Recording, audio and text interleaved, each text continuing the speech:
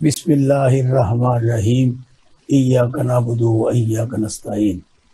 मैं एहसान नाज प्रोग्राम सियासत बखैर में आप सबको खुशामदीद कहता हूँ। पाकिस्तान की तारीख में आज फर्स्ट डे में ये देख रहा हूँ कि हमारे नए chief justice of Pakistan supreme court जनाब काजी फैज़ हसन है, जो आज 15 रुकनी फुल कोर्ट रेफरेंस था, उसको आज़ादाना तौर पर लाइव दिखाने के लिए हुक्म दिया, जिस पर अमल जारी है। ये पाकिस्तान की तारीख में पहली दफ़ा है कि किसी भी अदालत ने अदालती कार्रवाई पूरे मीडिया को दिखाने की लाइव इजाज़त दी। इस पर मैं जस्टिस काजी फैज़ हसन को मुबारकबाद भी पेश करता हूँ और ये समझता हूँ कि ये बारिश का पहला कतरा है, जिसकी बुनियाद पर अदलिया के वक़ार में इजाफा होगा और आवाम जो के कहते थे कि वकील करने की बजाय जज करें, ये मुहावरा ख़त्म हो जाएगा और ये रवायत सुप्रीम कोर्ट से ये चली है, ये लोअर कोर्ट और मजिस्ट्रेटों तक पहुंचेगी। तो मुझे उम्मीद है कि चीफ जस्टिस फैज़ हसन के होते हुए जो लोग ये कहते थे, ख़ास तौर पर ये नून लीग वाले शरीफ बरादरान, जस्टिस काजी फैज़ हसन हमारे हैं, ये हमारे आएंगे तो हमारे हक़ में फ़ैसले देंगे। खुदा करे कि उनकी उम्मीदों पे पानी फिर जाए और जस्टिस काजी फैज़ हसन वो फ़ैसले करें जो कि जजों का काम है। वो फ़ैसले करें जो कि जज कहते हैं कि मैं बोलता नहीं, मेरे फ़ैसले बोलते हैं, और उनके फ़ैसलों से मुल्क की तरक्की हो और हर तरफ इंसाफ नज़र आने के बजाय महसूस भी किया जाए कि यहाँ पे इंसाफ की। निगरान वज़ीर आज़म पाकिस्तान, जिनका काम था कि मुल्क में वो इलेक्शन करवाएं, अपने घर को जाएं, लेकिन वो आज 5 दिन की यात्रा पर अमेरिका चले गए हैं और उन्होंने अक़वाम मुत्तहिदा से वहाँ खिताब भी करना है। मेरी समझ में नहीं आता कि ये निगरान वज़ीर आज़म का क्या काम है अमेरिका जाने का, और उन्होंने वो कौन सा थीसिस, वो कौन सी ऐसी चीज़ पेश करनी है अक़वाम मुत्तहिदा में जाके जो कि पाकिस्तान के 25 करोड़ अवाम की तर्जमानी हो। तो देखिए अब वो वहाँ क्या गुल खिलाते हैं, क्योंकि मेरे तो इल्म में यही था, बल्कि 25 करोड़ अवाम के इल्म में यही था कि ये लोग इलेक्शन के लिए आए 90 दिन के लिए और 90 दिन में इलेक्शन कराएंगे और घर को चलिए।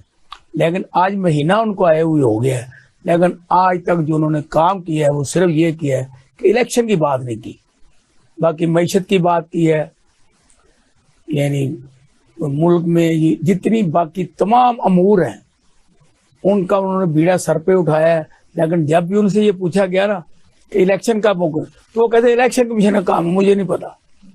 लेकिन कल जब उनको जर्नलिस्टों ने दबाया और बहुत ज़्यादा उन पर दबाव आया, भाई आप अगर नहीं बताएंगे तो कौन बताएगा, तो उसने ये बताया, उन्होंने ये कहा कि ये जल्द हो जाएंगे, इतनी सी बात है।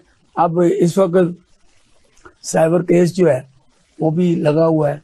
ख्वाजा तारिक रहीम साहब जो है अपने दलाइल दे रहे हैं अपने ऐसे, ये जो 15 रुकनी इस वक्त बेंच का जो ज़बरदस्त किस्म का वहाँ पे हेयरिंग हो रही है, और बार बार ख्वाजा तारिक रहीम साहब को मुख्तलिफ जो जज साहबान हैं, आयशा मलिक साहब ने भी टोका है, चीफ जस्टिस ने भी टोका है कि हमने बात हर चीज़ मुफाहमत की लेके जानी है, मुल्क की बेहतरी की तरफ लेके जानी है।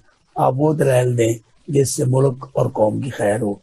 तो ख्वाजा तारिक रहीम साहब ने भी आगे से यही कहा है कि आप वो काम करें जिससे मुल्क की खैर हो, और जिस शख्सियत को आपने बंद कर रखा है उसको आप बाहर लाएं ताकि वो अवाम के वोटों से दोबारा बरकरार रहे। तो आज हमने जो सीजरेट पैनल को इन सारी बातों पर हमारे साथ बातचीत करने के लिए मदऊ किया है, उनमें पाकिस्तान पीपल्स पार्टी की मरकज़ी रहनुमा है राना महमूद अशरफ साहब, मैं आपको यहाँ वेलकम करता हूँ, आपकी तशरीफ़ का शुक्रिया। इनके साथ तशरीफ़ फरमा है मोहतरमा ज़ेबा नाज साहिबा, इनका तल्लुक़ पाकिस्तान तरीके इंसाफ से है, और क्योंकि पहले तो ये हुक्म आया था पैमरा की तरफ से कि इमरान खान का नाम लेना मना है, लेकिन कल ये निगरान वजीर आज़म ने कहा ये नहीं आप नाम लें इमरान खान का, इमरान खान का नाम लेने से कौन सी ऐसी बात हुई।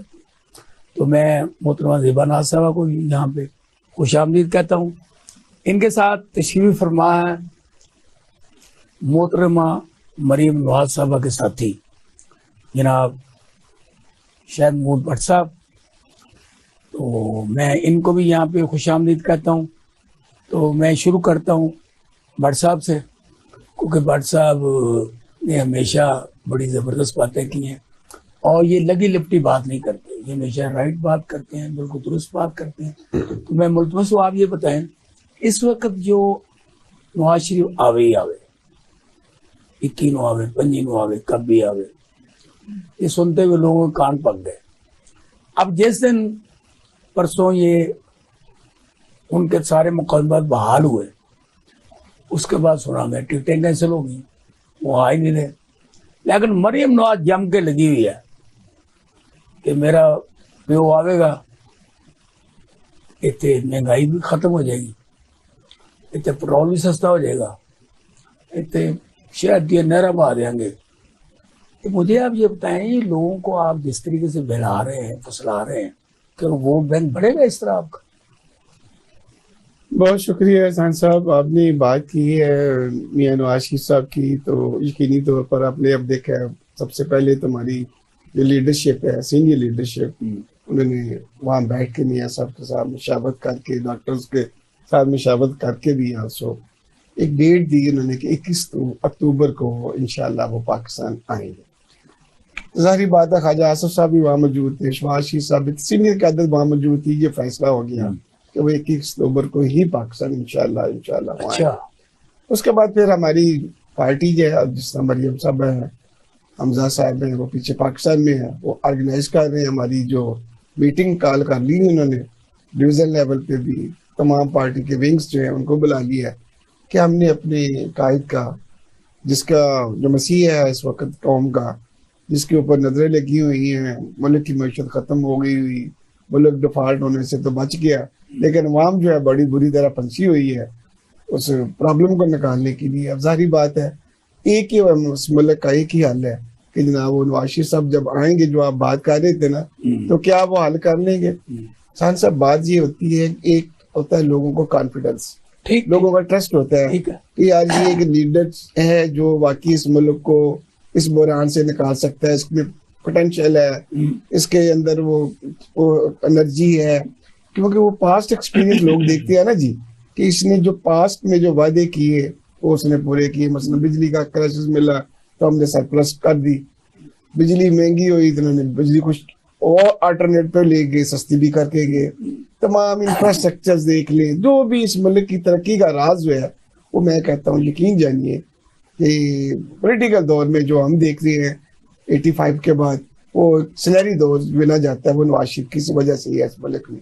ये आपके मैं नहीं कहता, ये तमाम पॉलिटिकल पार्टीज ये कहेंगी कि जो इस मुल्क में इस वक्त हेल्थ इंफ्रास्ट्रक्चर है, रोड इंफ्रास्ट्रक्चर है, आपके मेगा प्रोजेक्ट्स हैं, या इंटरनेशनली आपकी जो अच्छी डीलिंग हो रही है मुल्कों के साथ, तो वो उस लीडर की वजह से है जिसने पाकिस्तान को एटमी पाकिस्तान बनाया।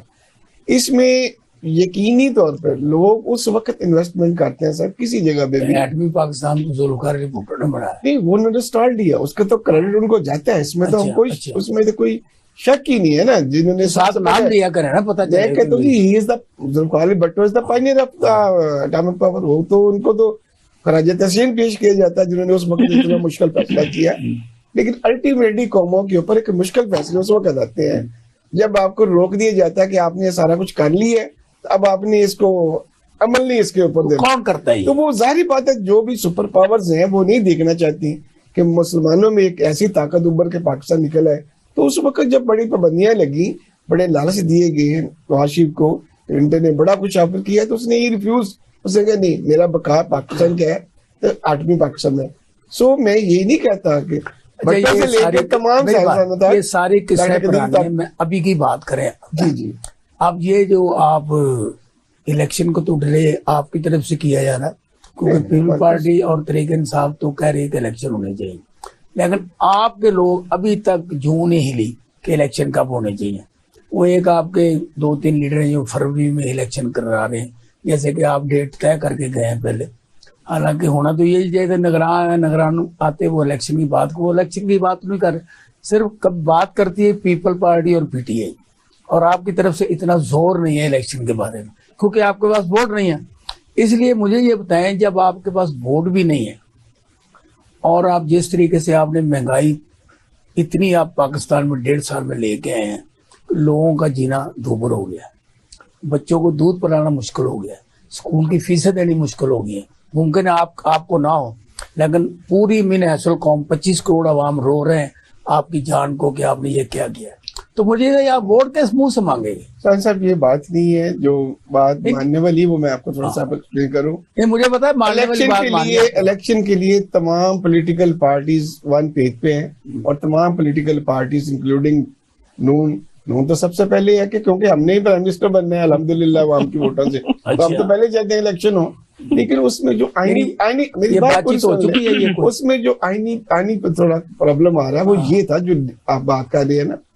वो देखिए, क्योंकि 2017 में जब इलेक्शन हुए हमारे 2018 में, तो उस वक्त ये हमारा एक कंसेंसस के साथ इमरान खान की हुकूमत में ही मुश्तरका पार्लियामेंट में एक कॉमन हाउस में, यानी कि ये सब पॉलिटिकल पार्टीज ने फैसला किया कि आने वाला इलेक्शन जो है 2018 के इलेक्शन के बाद जो 2023 में आएगा वो नई मरदमशुमारी के ऊपर। सही बात। तो चूंकि नई मरदमशुमारी भी हो गई, उसमें सारा कुछ हो गया, अब हल्का बंदी कानून का बहुत कानून के भी कानून की बड़ी पासदारी आईनी पोजीशन सर ये है। मरदमशुमारी पे कौम की कानून की आगे इलेक्शन या 90 दिन में कराना है तो आपने सुप्रीम कोर्ट के भाई। सर वो बात भी आपकी आईनी और ये बात भी आईनी बात ये है कि आपको असम्बलियों से अगर वक्त पे खत्म होती हैं तो 60 डेज में, अगर असम्बलियां अपने एक दिन पहले भी खत्म हो जाती हैं तो 90 डेज में। ये एक आईन हमारा कहता है। अब आपके कजन से पूछते हैं, ये मुझे मुकम्मल करने से फिक्र है, उसके बाद मेरे भाई को दे दे। आईन ये भी बिल्कुल हो हमारी पार्टी का, वो हमारे पीडीएम के हिस्से है।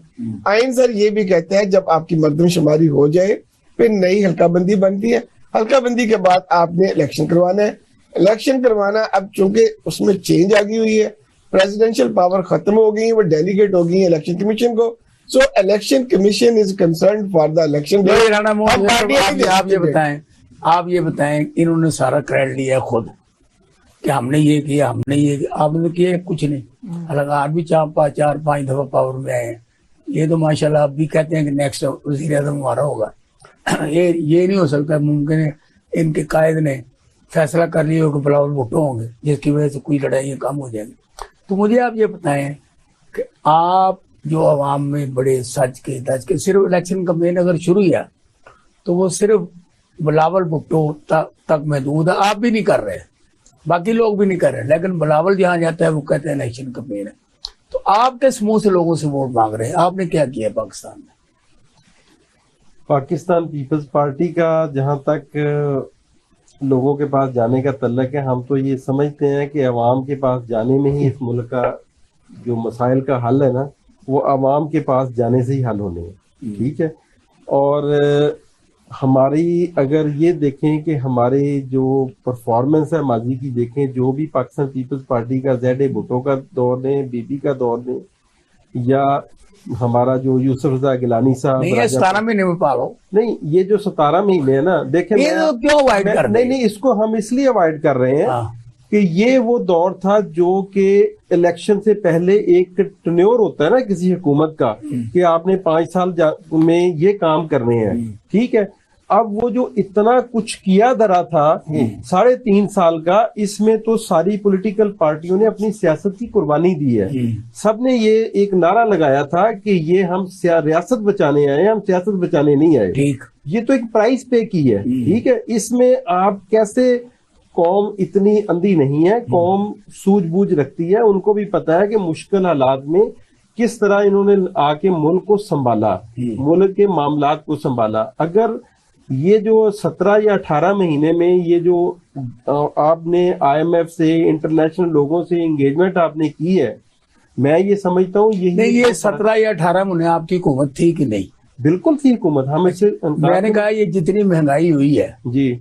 और जिस तरीके से आवाम सड़कों पे है बिजली के बिलों में, आपका रोल कितना है इसमें? देखें, जहां तक बिजली के बिलों का मसला है, मैं ये समझता हूँ कि हम भी अवाम में से हैं, हम भी इस चीज को समझते हैं, ठीक है। मैं जाती तौर पे ये समझता हूँ, मेरी पार्टी भी ये समझती है कि डेवलपमेंट की जरूरत उस वक्त आती है जब आप अपनी अवाम को पहले देखें कि उनका रोटी कपड़ा मकान उनको मिला कि नहीं मिला, ठीक है। बेसिक ये जरूरतें हैं कि हमारी एक अवाम की फैसिलिटी है, ठीक है। मैं ये समझता हूँ कि सबसे पहले ये जो अल्टरनेटिव एनर्जी का जो प्रोजेक्ट था इस गवर्नमेंट के अंदर ये होना चाहिए था कि आप सोलराइजेशन करते, लोगों को जो जिनको हम 300 यूनिट तक बिजली फ्री देते हैं, कहते हैं जी 300 यूनिट तक फ्री है, उन लोगों को हम घरों में सोलर, जैसे सोलर ट्यूबवेल होते हैं, इन लोगों को सोलर का प्रोजेक्ट दिया जाता। जो मेरे भाई बैठे हुए हैं, हमें ये है कि जो 20-20 22 करोड़ रुपया बाद में भी और 2-2 अरब रुपया भी लोगों को दिया गया। आपको मिला? नहीं दिया ना, नून लीग ने बांटा ना, हमारी पार्टी को नहीं मिला। आपको मिला है? वो डेवलपमेंट फंड से पैसे किसी को नहीं मिलते। अच्छा ठीक। डेवलपमेंट स्कीमें आइडेंटिफाई की जाती है। डेवलपमेंट स्कीमें इलेक्शन से पहले दी गई ना, ठीक है, इलेक्शन से पहले दी गई। वो या तो ये होता ना कि आप 17 महीने के अंदर सिर्फ डेवलपमेंट ही का आपको याद है आखिरी दिनों में। मैं ये समझता हूँ कि ये एक ज्यादती है। कौड़ी पास पैसा है, कौड़ी आप हम ये समझते हैं ये मैं इस वक्त भी इलेक्शन कमीशन से ये मुतालबा करता हूँ कि ये जो बंदर बांट हुई इसका सीरियस नोटिस लिया जाए। आज भी हलकों के अंदर नून लीग के हमारे जो लोग हैं वो किस तरह जाके डेवलपमेंट के नाम के ऊपर हलकों का विजिट करते हैं, डेवलपमेंट को मॉनिटर करते हैं, जबकि वो गवर्नमेंट का हिस्सा नहीं है, ठीक है। तो ये एक सीरियस नोट है, इलेक्शन से पहले ये इलेक्शन को मुतनाज़ा कर दिया गया। राहुल भुट्टो ने कहा कि ये नून लीग की हुकूमत कंटिन्यूटी है, तो हम समझते हैं, तो कंटिन्यूटी है, नहीं ये हम समझते हैं, लेकिन इस पे आपने किसी किस्म का इसके ऊपर मैं ये समझता हूँ कि ये इलेक्शन से पहले जो इलेक्शन को मुतनाज़ा किया जा रहा है, इसका इलेक्शन कमीशन को सीरियस नोटिस लेना चाहिए कि जो लोग एक पार्टी को सपोर्ट किया जा रहा है, ठीक है, हम इस चीज के ऊपर हमारी पार्टी ने शदीद। चलो सर, ये मुझे सर ये बताएं, आपने खुद इलेक्शन लड़ना है, आप अपने हल्के वोटर्स के पास कैसे जाएंगे, मुझे वोट दें, क्या बताएंगे उनको? यकीनन हमारे पास कारकर्दगी है, हमारी पार्टी का जो वो हमें भी बता देना ताकि हमें पता चले। आपने देखा कि हमारा जो गरीब के लिए प्रोग्राम था, जो बेनजीर इनकम सपोर्ट प्रोग्राम है, वो आज तक चल रहा है। जो नॉन लीग भी नहीं खत्म कर सकी, पीटीआई भी नहीं कर कोई भी नहीं कर सकी, ये एक बहुत बड़ा क्रेडिट है। उसके बाद हमारी पार्टी ने सीपैक, पाकिस्तान जो आसिफ जरदारी इस मुल्क के अंदर सबसे पहले सीपैक लेके आया, उसके बाद मियां नवाज शरीफ ने उसको कंटिन्यू किया। नहीं, ये कौम को, वोटर को आपको समझ आया इन बातों की? वोटर तो कहता है ये हमारे दाल जो है 600 रुपए किलो होगी, ये टमाटर ये 200 रुपए किलो हो गए, ये चीनी 200 रुपए किलो होगी। वोटर तो ये बात कर रहे हैं, इसका बात कर रहे हैं। देखना चाहिए कि हमारी 17 महीने की जो गवर्नमेंट थी ना, उसमें एक बजट आया, उस बजट के अंदर पाकिस्तान पीपल्स पार्टी और नून लीग ने मिलके 35% सैलरीज रेज की। 35% की अगर महंगाई ज्यादा है तो जो इस मुल्क का सैलरी पर्सन आदमी है उसकी सैलरी स्ट्रक्चर को रेज किया जाए। जो कारोबारी बंदा है वो तो अगर महंगाई होती है तो वो उसको पास ऑन कर देता है, ठीक है। असल तो यही चीज है ना कि आप ये देखें कि आपके जो तनख्वाहदार बंदा है उसकी सर्वाइवल क्या है, लेकिन इसके बावजूद महंगाई इतनी बढ़ गई है। नहीं, आप ये क्रेडिट लेंगे कि हमने तनख्वाहदार बंदे की तनख्वाह बढ़ाई? बिल्कुल बढ़ाई है। तो बाकी जितनी पूरी कौम है, इन्हें कितने % ऐसे लोग हैं जिनकी तनख्वाह पे बढ़ाई? नहीं, 2%। मैंने किया कि आपके तनख्वाहदार बंदे जो प्राइवेट सेक्टर में है, जो गवर्नमेंट सेक्टर में है, ठीक है, उन दोनों को फायदा हुआ ना। जो 3 ही टाइप के लोग हैं ना, या तनख्वाहदार हैं या लोग कारोबार, चाहे वो रेडी बान भी है, वो भी तो कारोबार ही करता है ना, तो वो अपना जो मार्जिन है वो एड ऑन कर लेता है महंगाई। अगर आप ये देखें ना, अगर आप फ्रूट लेने जाते हैं तो आपको जो फ्रूट 300 में मिलता है, अगर महंगाई है तो वही 350 का मिलेगा, 600 का। जी अब मैं एक एग्जाम्पल देता हूँ ना आपको, तो वो एक पास ऑन हो जाती है चीजें। ये राना मोहम्मद साहब से हमारी गुफ्तगू जारी थी, तो मैंने इनसे भी ये पूछा भी आप किस मुंह से वोटर के पास जाएंगे, और नून लीग से भी यही पूछा भी आप किस मुंह से वोटर के पास जाएंगे। ये दोनों अभी तक मुझे बताने में कसर रहे हैं।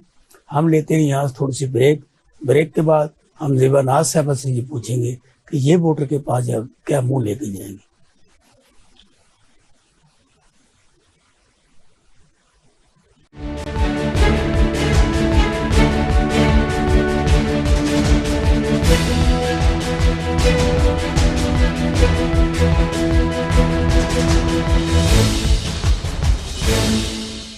Welcome back.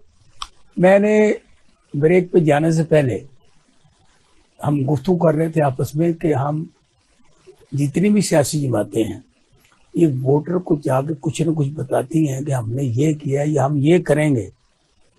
इसी पे हमारी गुफ्तगू जारी थी। तो अब हम पीटीआई की जो रहनुमा है देवानाज साहबा, उनसे ये पूछेंगे।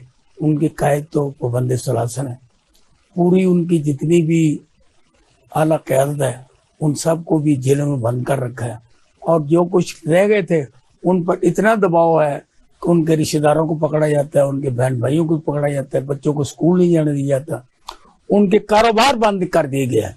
तो इस अफरा तफरी के दौर में जब इलेक्शन होंगे तो ज़ेबानाज साहबा आप ये बताएं कि आप वोटर को क्या बताएंगे?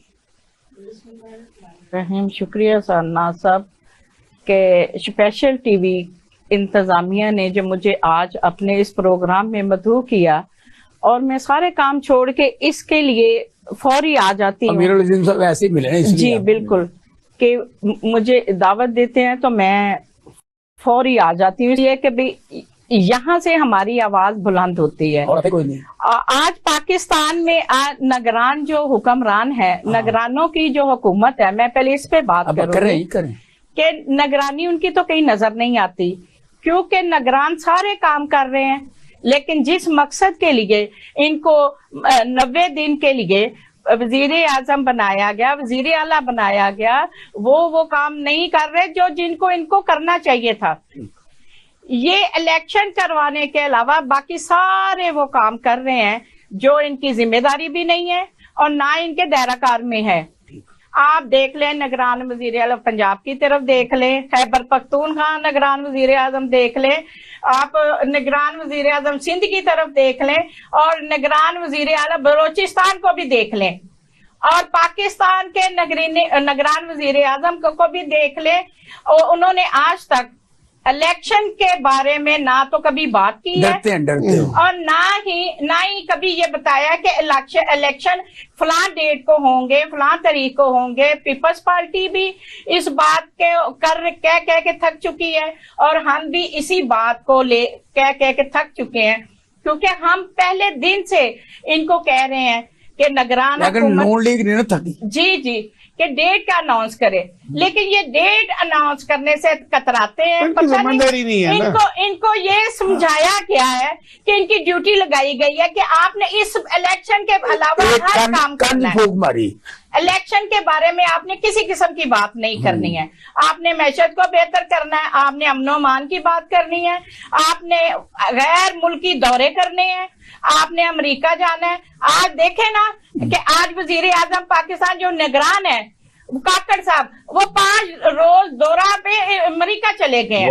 हालांकि निगरानों का क्या काम है कि वो ऐसे विजिट करे, इस सफारती साहब के ऊपर वो जाके बात करे। कल को इन्होंने तो होना ही नहीं है।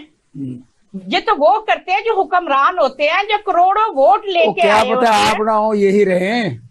ये देखें मेरी बात सुने, ये वो लोगों का काम जो वोट लेके आते हैं, वो जाते हैं मिलते हैं जाके और अपना फैसला बताते हैं, उनका सुनते हैं। लेकिन ये इस्लाम का बोल जो जिसने बोला, इस्लाम का बोल जो किया था वो इमरान खान साहब ने किया था। वहां पे इस्लाम फोबिया के बारे में जो डट के बात की थी जो इमरान खान साहब ने, कि ये इन्होंने इनको चाहिए था पाकिस्तान की हुकूमत करने के लिए अक़वाम मुत्तहिदा में उन तमाम गैर मुस्लिम हुक्मरानों को ललकारा था और कहा था कि पाकिस्तान की आवाम जो कोई गुस्ताखी करेगा ना सुन सकते हैं ना कर सकते हैं, और ना करने वालों को माफ किया जाएगा। और ये कानून बनाया जाए कि जो कुरान और इस्लाम और जो मेरे नबी पाक सल्लल्लाहु अलैहि वसल्लम की तौहीन करता है उनको सख्त से सख्त सजा दी जाए। और ये बात सिर्फ इमरान खान साहब ने की थी। ये निगरान हुकूमत, निगरान वजीर आजम जो वहां जाके तकरीर करेंगे और क्या वो बताएंगे, ये मैंडेट सिर्फ उनको दिया गया है कि वो इलेक्शन की डेट कंफर्म करें, इलेक्शन की बात करें। और ये चले हैं कौवा जब हंस की चाल चलता है वो अपनी चाल भी भूल जाता है। मैं इसलिए आज बड़ी मोहब्बाना तरीके से ये दरख्वास्त करती हूँ के वजीर आजम पाकिस्तान निगरान वजीर आजम से कि वो पाकिस्तान की तमाम सियासी पार्टियों को साथ लेके चले, एक आल पार्टी कॉन्फ्रेंस बनाए और अमेरिका से फौरी वापसी पे, और अमेरिका में जाके जो कर्ज चढ़ा के आ रहे हैं ना, इस कर्ज को उतारने के लिए कि अवाम को आते ही आप डेट का अनाउंस करें और तमाम सियासी पार्टियों के सरबराहान को बुला के, इंक्लूडिंग इमरान खान साहब को भी गोल मेज कॉन्फ्रेंस पे बुलाए और वहां पे बैठा के, क्योंकि पाकिस्तान में जो तमाम पार्टियां, सबसे पार्टी बड़ी जो है वो तरीके इंसाफ है। जेल में होना ना होना वो अलहदा बात है, लेकिन इमरान खान ने जिस कॉन्फ्रेंस में शामिल ना हो, वो कोई कॉन्फ्रेंस नहीं है, वो कोई फैसला नहीं है, क्योंकि अवाम ने उनको मैंडेट दिया हुआ है। और इन चोर लुटेरे जितने सारे इकट्ठे हुए हुए थे, ये चुरा के उनका मैंडेट, और ये खुद एक माह 7 माह के लिए जो बैठे हुए थे, उनको बार बार अवाम ने जान छुड़ाई थी इनसे। मैं काकड़ साहब से ये कहना चाहती हूँ, अगर अवाम की नब्ज पे हाथ रखना है तो इमरान खान साहब को इन सारे मामलात में शामिल करना पड़ेगा, जो मुल्क खैरियत के लिए, मुल्क के दफा के लिए, मुल्क के सारे मामला डिस्कस करने के लिए। और ये जो ऐरे गहरे नथु खैरे सारे इकट्ठे किए हुए हैं इन्होंने, जिनका मुल्क से कोई अवाम से ताल्लुक नहीं है। मेरी सिर्फ एक ही हम्बल रिक्वेस्ट है कि बाकी जो हमारे जो नून लीग के पीपल्स ये पार्टी रिक्वेस्ट के भी बैठे आपकी हुए होगी, हैं, वो कर्ज भी हो गया। जी। अब मुझे जो सवाल किया है ना मैंने, आप क्या लेके जाएंगे? उसका जवाब नहीं देखे है। हमने उसका जवाब नहीं दिया देखे आपने। मेरी बात सुन, हमने अवाम को नौकरियां भी देनी थी, हमने अवाम को तरक्की याफ्ता मुल्क भी बनाना था, घर भी देने थे। जी एक करोड़ घर भी देने थे, लेकिन क्योंकि ये जो सब खून भरा है, 3.5 साल गुजर गए ना, वो 3.5 साल में जो इन्होंने पहले से मुल्क का बेड़ा गर्क किया हुआ था, उसको सीधा करने के लिए टाइम चाहिए था। नहीं, वो तो 6 महीने का टाइम दिया था। वो तो सीधा करने में अभी लगे हुए थे। तो पहले इमरान खान ने बुनियादें खोदी हैं। पहले 90 दिन की बात की थी, फिर 6 माह की बात की थी। जी। अवाम ने उनको 1 साल दिया था, लेकिन 3.5 साल में आपने मुल्क का बेड़ा गर्क कर दिया। नहीं, आपने कुछ नहीं किया, अवाम को डिलीवर कुछ नहीं किया। अब किस मुंह से जाएंगे आप? हम जाएंगे तो लोग हमें सरों पे बैठाएंगे। वो कहते हैं कि आए पीपल्स पार्टी वाले और नून लीग वाले, फिर देखें क्या उनको नजारे दिखाते हैं। ये बात आप छोड़ दें, ये जब अवाम की अदालत लगेगी फैसला वहां होगा। ये जा ही नहीं सकते। अच्छा, आप बताएं, ये आपकी भूल है। आप ये बताएं, इस वक्त जो आपके पार्टी के इजलास हो रहे हैं, जी जी, मैंने किसी इजलास में ना महंगाई के बारे में सुना, ना अमन-ओ-अमान के बारे में सुना है। इवन कि कुछ जगहों पर इंडिया की तरफ से भारत की धमकियों की बात आपके इजलास में हो रही है। ये बात नहीं कहाँ से आ गई?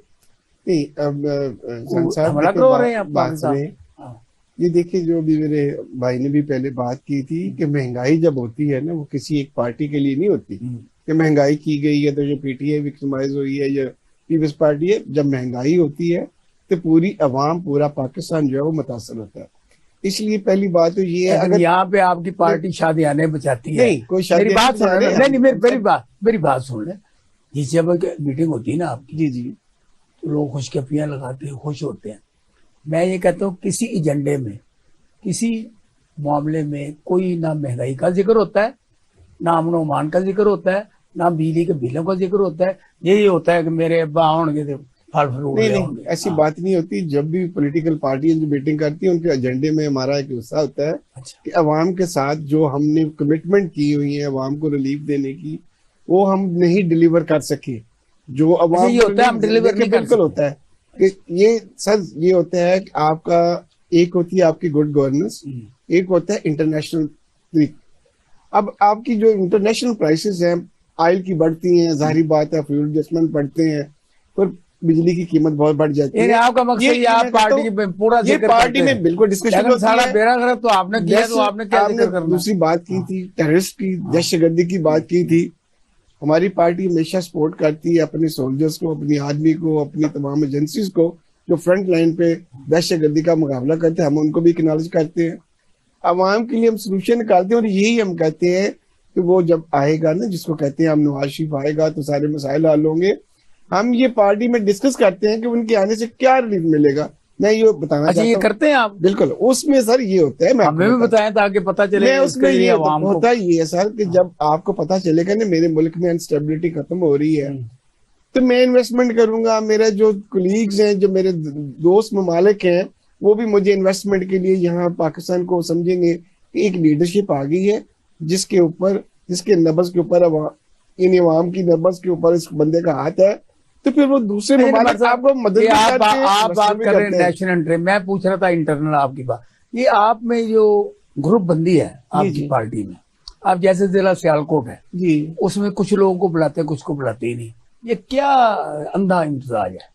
नहीं, कोई ग्रुप, किसी जिले में भी कोई ग्रुप बंदी नहीं। अच्छा। लेकिन उन्होंने ये किया हुआ हमारे हर जिले में अल्हम्दुलिल्लाह एक कंसेंसस के साथ काम चलता है। हर डिस्ट्रिक्ट में एक हमारे यहाँ जो सीनियर जो क़यादत है, वो एक लीडर है, वो उसके जो उन्होंने कहना है हम उसको वे करते हैं। मतलब मेरा आपका तरीकाकार इनका ठीक है सियालकोट के बारे में कि जो कोई ख्वाहिश को दे दो, बाकी सब कुछ भी नहीं सर। वो देखिए वो सबको इत्मीनान में लेते हैं, सबको बुलाते हैं, हमें मशवरे करते हैं। राजा रियाज साहब की आमद का क्या है? ये लोग बड़ा इससे आपको अच्छा समझ रहे हैं कि आपने कैसे ऐसे लोटे को, जिनको मरीम नवाज कहती कि लोटों का काम सिर्फ बाथरूम में है, अब फिर लोटा ले लिया है। देखिए मैं कभी भी इस बात पे तो ये लोटा पहले कई पार्टी में घुमा हुआ। देखिए सर, ये होता है कि मैं कहता हूँ कुछ कोई बंदा भी शौक से नहीं जाता, कोई पार्टी को शौक से नहीं छोड़ता। ये मेरी अपनी ओपिनियन है।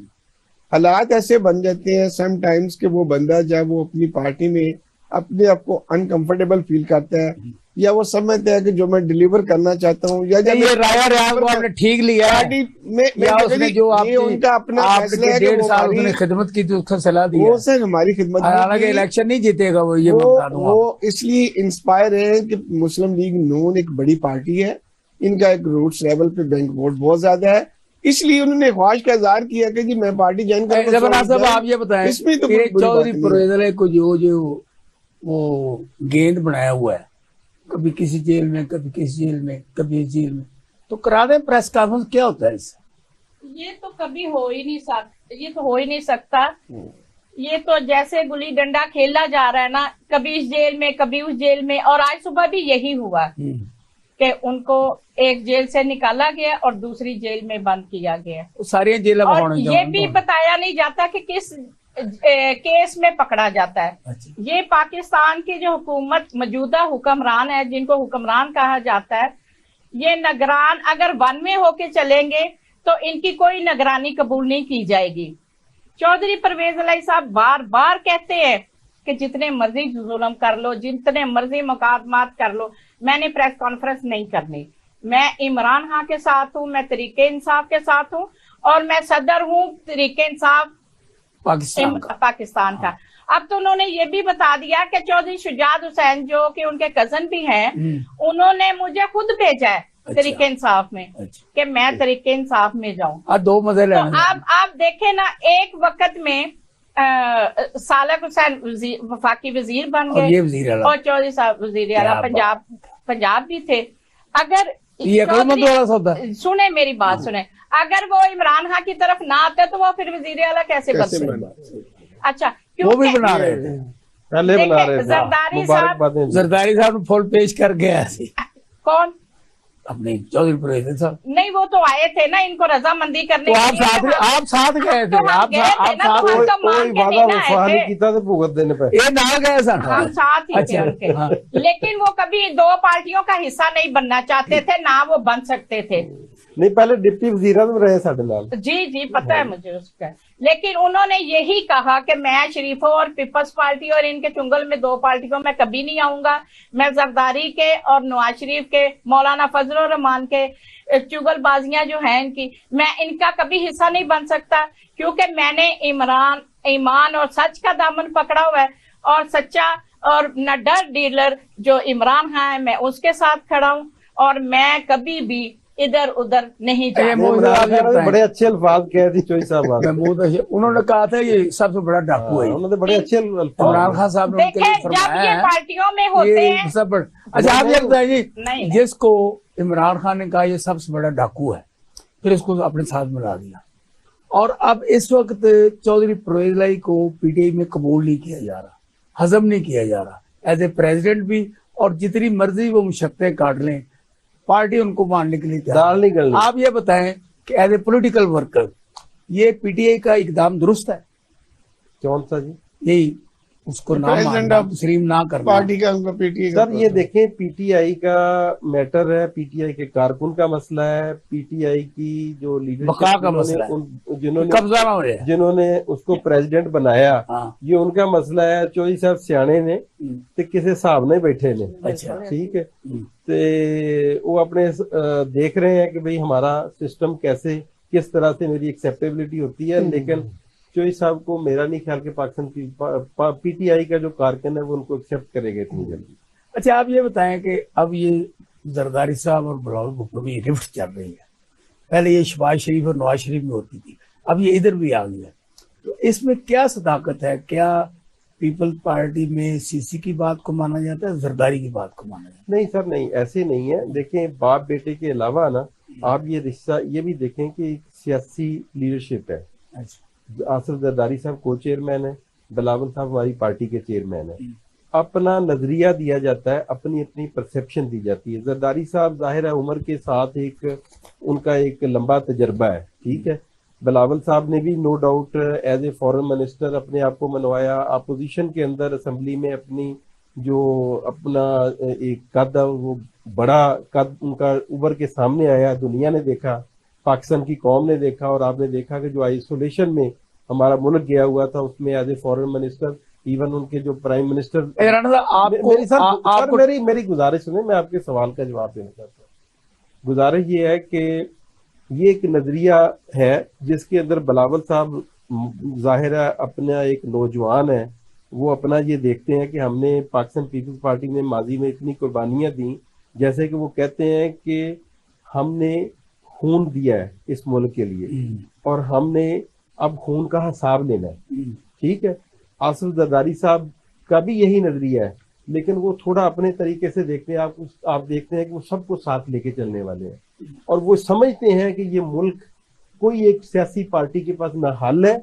जिस तरह ये कौम तकसीम हो चुकी है, इस कौम को इकट्ठा करने के लिए सबसे पहले लीडरशिप को इकट्ठा होना पड़ेगा। वो लीडरशिप इकट्ठी होगी ताकि कौम को इकट्ठा किया जा सके, कौम के मसाइल को का हल भी सब लोग कलेक्टिव विजडम।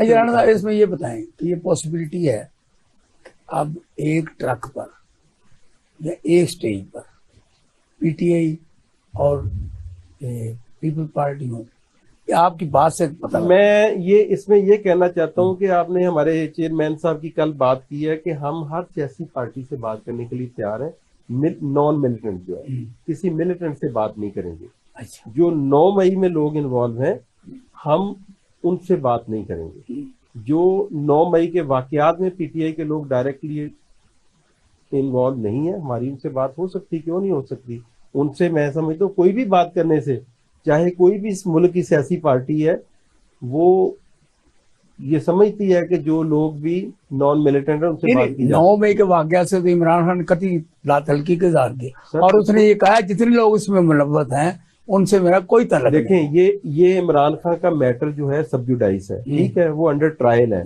अगर उनका वो उसमें साबित नहीं होंगे, वो वहां से निकल जाते हैं, उनका जो ट्रायल हो रहा है उस ट्रायल के अंदर उसका कोई लिंक नहीं बनेगा, तो यकीनन उनसे फिर बात हो सकती है, ठीक है। लेकिन जब तक बैकडोर डिप्लोमेसी जारी है, देखें ये सियासी पार्टियों की बातचीत हमेशा चलती रहती है, ठीक है। लोगों से जितने भी लोग हैं उनसे बात होती रहती है, लेकिन मैंने गुजारिश की है कि उसमें हर सियासी पार्टी एक दूसरे से बात करती है। मैंने तो पहले गुजारिश की है कि इस मुल्क का हल इस चीज में है कि हमें कौम को इकट्ठा करना है। अगर कौम को हम इकट्ठा करेंगे तो उससे पहले हमें खुद को इकट्ठा होना पड़ेगा। राना महमूद हसीफ साहब से बातचीत जारी थी तो हमने एक ब्रेक ली थी।